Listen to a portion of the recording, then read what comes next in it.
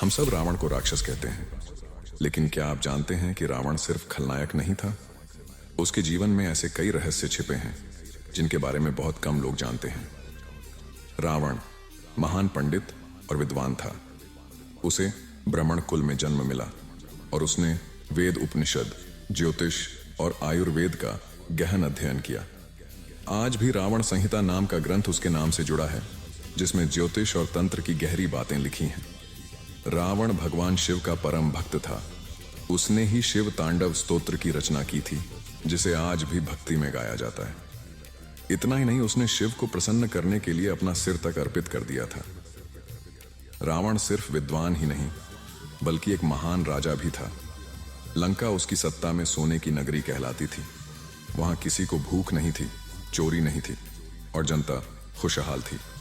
कहा जाता है, अगर रावण का अहंकार न होता तो वो सबसे आदर्श राजा माना जाता। रावण के 10 सिर उसके ज्ञान और शक्तियों का प्रतीक थे, लेकिन साथ ही उसकी 10 कमजोरियों का भी। काम, क्रोध, लोभ, मोह, मद, मत्सर, ईर्ष्या, अहंकार, असत्य और अन्याय। यही कमजोरियां उसे विनाश की ओर ले गईं।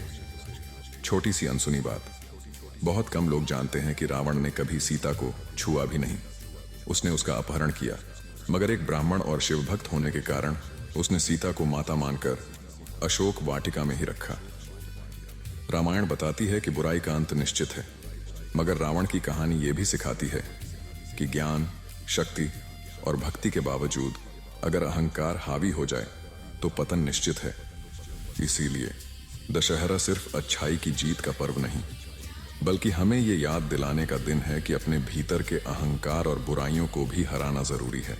बचपन में उसका नाम दशग्रीव, 10 ग्रीवा गर्दन वाला था, क्योंकि उसने कठोर तपस्या के दौरान अपने 10 सिर प्रकट किए। रावण नाम उसे बाद में भगवान शिव ने दिया।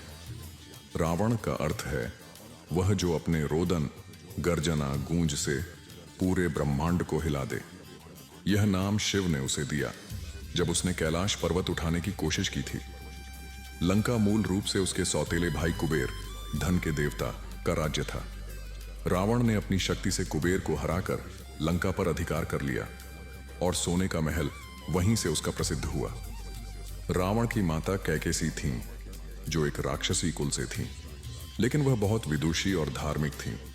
कैकेसी चाहती थीं कि उनका पुत्र शिवभक्त बने और महान हो। रावण का जन्म पुलस्त्य अर्षि, सप्तऋषियों में से एक के वंश में हुआ था। इसलिए वह एक ब्राह्मण था, लेकिन अपनी महत्वाकांक्षा और अहंकार के कारण राक्षस कहलाया।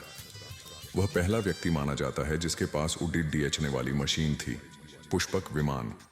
यह विमान उसे उसके भाई कुबेर से प्राप्त हुआ था।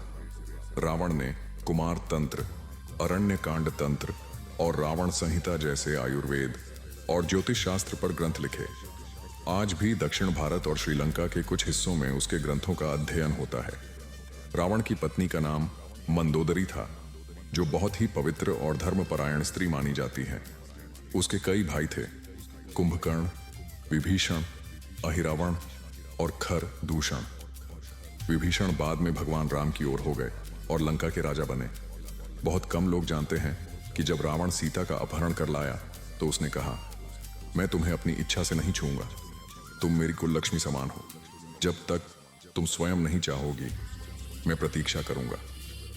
यानी उसने सीता को माता के समान मानकर अशोक वाटिका में रखा। युद्ध के अंत में जब रावण मृत्युशैया पर था, तो राम ने लक्ष्मण से कहा, जाओ, इस महाज्ञानी से कुछ सीख लो। यह विद्वान है, अपने ज्ञान में अद्वितीय है।